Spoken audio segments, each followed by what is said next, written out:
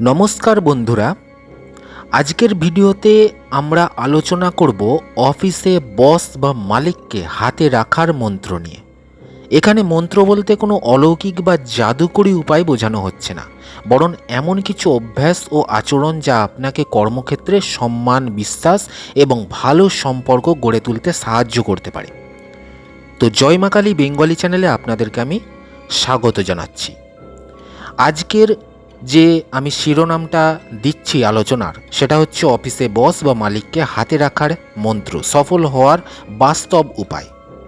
তো প্রথম মন্ত্র হলো সময় নিষ্ঠা, অর্থাৎ সময় মতো অফিসে পৌঁছানো, কাজ সময় মতো শেষ করা এবং প্রতিশ্রুতি রক্ষা করা একজন কর্মীর সবচেয়ে বড় গুণ। দ্বিতীয় মন্ত্র হচ্ছে সততা, অর্থাৎ ভুল হলে তা স্বীকার করুন এবং সমাধানের চেষ্টা করুন।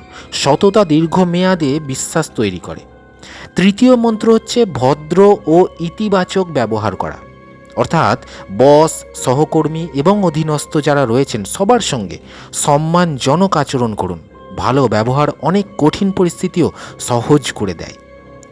চতুর্থ মন্ত্র হচ্ছে নিজের কাজের মান বাড়ান, নতুন দক্ষতা শিখুন, কাজ ভালোভাবে বুঝে করুন এবং প্রয়োজনে অতিরিক্ত দায়িত্ব নিতে প্রস্তুত থাকুন। পঞ্চম মন্ত্র হচ্ছে অভিযোগ নয়, সমাধান দিন, অর্থাৎ কোনো সমস্যা হলে শুধু সমস্যা তুলে না ধরে সম্ভাব্য সমাধানও প্রস্তাব করুন। এতে আপনার প্রতি আস্থা বাড়ে। অনেকে বিভিন্ন তান্ত্রিক মন্ত্র বা টোটকার কথা বলেন, কিন্তু বাস্তবে কর্মক্ষেত্রে সম্মান ও সফলতা আসে দক্ষতা, পরিশ্রম, দায়িত্বশীলতা এবং ভালো যোগাযোগের মাধ্যমে। এগুলিই সবচেয়ে কার্যকর মন্ত্র। তাও বন্ধুরা, আমি আপনাদের কিছু মন্ত্র বলছি, ভালোভাবে শুনুন। ওং গং গণপতয়ে নম।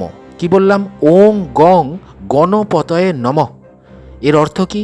বাধা দূর হোক, কর্মে সফলতা আসুক এবং শুভবুদ্ধির উদয় হোক। অথবা আপনি বলতে পারেন ওং শান্তি শান্তি শান্তি। এগুলো কাউকে নিয়ন্ত্রণ করার জন্য নয়, বরং নিজের মন শান্ত রাখা, আত্মবিশ্বাস বাড়ানো এবং ইতিবাচকভাবে কাজ করার উদ্দেশ্যে ব্যবহৃত হয়। যদি আপনি প্রতিদিন এই অভ্যাসগুলো অনুসরণ করেন, তাহলে বস বা মালিকের কাছে আপনার একটা ইতিবাচক ভাবমূর্তি তৈরি হবে। মনে রাখবেন, কারো মন জোর করে নিয়ন্ত্রণ করা সম্ভব নয়, তবে নিজের আচরণ ও কাজের মাধ্যমে বিশ্বাস এবং সম্মান অর্জন করা সম্ভব। ভিডিওটি ভালো লাগলে লাইক করুন, বন্ধুদের সঙ্গে শেয়ার করুন এবং এমন আরও ইতিবাচক ও তথ্যভিত্তিক ভিডিও পেতে, আধ্যাত্মিক বিষয় জানতে আমাদের চ্যানেলটা সাবস্ক্রাইব করুন। ধন্যবাদ, সবাই ভালো থাকবেন।